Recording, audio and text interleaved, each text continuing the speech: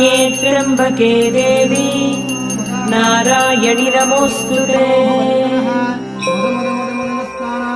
अस्य श्रीललिता सहस्रनाम स्तोत्रमाला मन्त्रस्य वशिन्यादिवाग्देवता ऋषयः अनुष्टुप् छन्दः श्रीललिता परमेश्वरी देवता श्रीमद्वाग्भवकूटेति बीजम् मध्यकूटेति शक्तिः शक्तिकूटेति कीलकम् श्रीललिता महात्रिपुरसुन्दरी प्रसाद सिद्धिद्वारा चिन्तितफलावाप्त्यर्थे जपे विनियोगः। ध्यानम्